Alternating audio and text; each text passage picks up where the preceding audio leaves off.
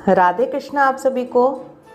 आमल की एकादशी फागुन माह के शुक्ल पक्ष में आने वाली आमल की एकादशी सभी मनोकामनाएं पूर्ण करने वाली एकादशी है। इसमें आंवले के वृक्ष का बहुत अधिक महत्व बताया गया है। इस व्रत से दो पौराणिक कथाएं जुड़ी हुई हैं, जिसमें से पहली कथा कुछ इस प्रकार है। एक दिन महाराज युधिष्ठिर ने भगवान श्री कृष्ण से फागुन माह में शुक्ल पक्ष की एकादशी के महत्व के बारे में पूछा। तब भगवान श्री कृष्ण बताते हैं कि इस एकादशी को आमल की एकादशी कहते हैं।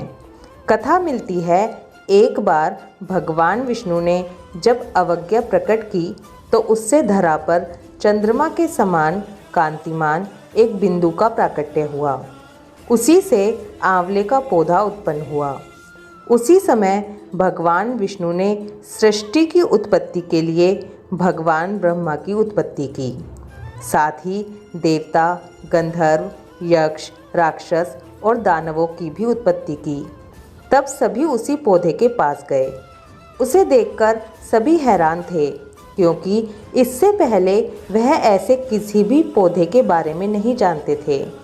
तभी आकाशवाणी हुई कि हे ऋषियों, यह पौधा समस्त पौधों में श्रेष्ठ आंवला का पौधा है, जो कि भगवान विष्णु को अत्यंत प्रिय है। यही नहीं, आंवले के स्मरण मात्र से ही गोदान का पुण्य मिलता है। वहीं स्पर्श करने से 2 गुना और खाने से 3 गुना पुण्य का फल मिलता है। आंवले के वृक्ष को पापों को हरने वाला बताया गया है। कथा आगे बढ़ी कि इसके मूल में भगवान विष्णु, ब्रह्मा और भगवान भोलेनाथ विराजते हैं। शाखाओं में मुनि, टहनियों में देवता, पत्तों में वसु और फलों में सभी प्रजापति निवास करते हैं। इसलिए जो भी इस आंवले के पौधे या फिर वृक्ष की पूजा करते हैं, उन्हें भगवान विष्णु की विशेष कृपा मिलती है। सभी ने उस आकाशवाणी से पूछा कि आप कौन हैं? तब आवाज आई कि जो भूतों का ज्ञाता तथा वर्तमान एवं भविष्य का कर्ता है, जो अदृश्य अवस्था में हर जगह व्याप्त है, मैं वही विष्णु हूँ। सभी ने आकाशवाणी को प्रणाम किया। भगवान विष्णु ने प्रसन्न होकर सभी से वरदान मांगने को कहा। इस पर सभी ऋषियों ने कहा कि यदि आप प्रसन्न हैं तो कोई ऐसा उपाय बताएं जिससे स्वर्ग और मोक्ष की प्राप्ति हो जाए। इसके बाद भगवान विष्णु बोले कि फागुन माह में शुक्ल पक्ष की एकादशी को आमल की एकादशी का व्रत जो कोई भी करेगा, उसकी सभी मनोकामनाएं पूरी होंगी। आमल की एकादशी की पहली पौराणिक कथा पूर्ण हुई। अब इसकी दूसरी कथा सुनते हैं। आमल की एकादशी की दूसरी पौराणिक कथा। 88,000 ऋषियों को संबोधित करते हुए सूत जी ने कहा, हे विप्रो, प्राचीन काल की बात है। महान राजा मंधाता ने वशिष्ठ जी से पूछा, हे वशिष्ठ जी, यदि आप मुझ पर प्रसन्न हैं तो ऐसे व्रत का विधान बताने की कृपा करें जिससे मेरा कल्याण हो।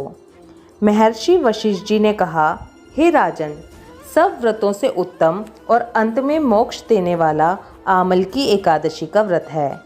राजा मंदाता ने कहा, हे ऋषि श्रेष्ठ, इस आमल की एकादशी के व्रत की उत्पत्ति कैसे हुई? इस व्रत के करने का क्या विधान है?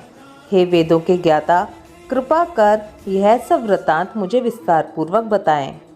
महर्षि वशिष्ठ ने कहा, हे राजन, मैं तुम्हारे समक्ष विस्तार से इस व्रत का वृतांत कहता हूँ। यह व्रत फागुन मास के शुक्ल पक्ष में होता है। इस व्रत के फल से सभी पाप समूल नष्ट हो जाते हैं। इस व्रत का पुण्य 1000 गोदान के फल के बराबर है। आमल की यानी कि आंवले की महत्ता उसके गुणों के अतिरिक्त इस बात में भी है कि इसकी उत्पत्ति भगवान विष्णु के श्रीमुख से हुई है। अब मैं आपको एक पौराणिक कथा सुनाता हूँ, ध्यानपूर्वक सुनो। प्राचीन समय में वैदिक नामक एक नगर था। उस नगर में ब्राह्मण, वैश्य, क्षत्रिय, शूद्र चारों वर्ण के लोग प्रसन्नतापूर्वक रहते थे। नगर में सदैव वेद ध्वनि गूंजा करती थी। उस नगरी में कोई भी पापी, दुराचारी, नास्तिक आदि नहीं था। उस नगर में चैत्र रथ नामक चंद्रवंशी राजा राज्य करता था। वह उच्च कोटि का विद्वान तथा धार्मिक प्रवृत्ति का व्यक्ति था। उसके राज्य में कोई भी गरीब नहीं था और ना ही कंजूस था। उस राज्य के सभी लोग विष्णु भक्त थे। वहाँ के छोटे बड़े सभी निवासी प्रत्येक एकादशी का उपवास करते थे। एक बार फागुन माह के शुक्ल पक्ष की आमलकी नामक एकादशी आई। उस दिन राजा और प्रत्येक प्रजाजन, वृद्ध से बालक तक ने आनंद पूर्वक उस एकादशी को उपवास किया। राजा अपनी प्रजा के साथ मंदिर में आकर कलश स्थापित करके तथा धूप दीप नैवेद्य पंचरत्न छत्र आदि से धात्री का पूजन करने लगा। वे सब धात्री की इस प्रकार स्तुति करने लगे। हे धात्री, आप ब्रह्म स्वरूपा हैं। आप ब्रह्मा जी द्वारा उत्पन्न हो और सभी पापों को नष्ट करने वाली हैं। आपको नमस्कार है। आप मेरा अर्घ्य स्वीकार करो। आप श्री रामचंद्र जी के द्वारा सम्मानित हैं। मैं आपसे प्रार्थना करता हूँ, मेरे सभी पापों का हरण करो। उस मंदिर में रात को सभी ने जागरण किया। रात के समय उस जगह एक बहेलिया आया। वह महापापी तथा दुराचारी था। अपने कुटुंब का पालन वह जीव हिंसा करके किया करता था। वह भूख प्यास से अत्यंत व्याकुल था।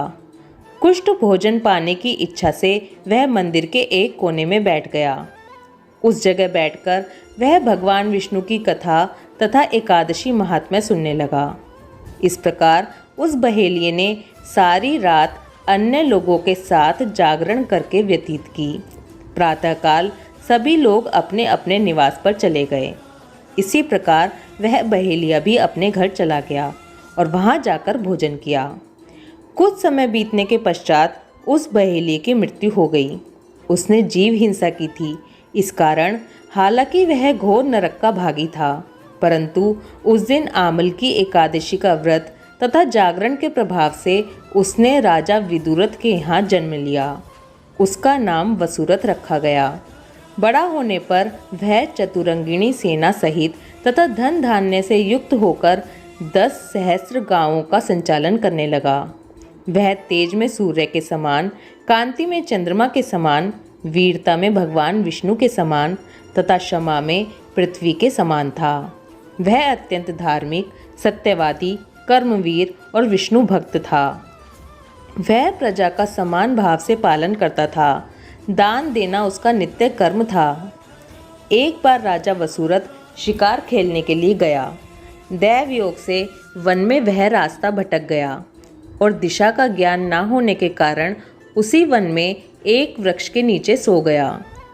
कुछ समय पश्चात पहाड़ी डाकू वहां आए और राजा को अकेला देखकर मारो मारो चिल्लाते हुए राजा वसुरथ की ओर दौड़े।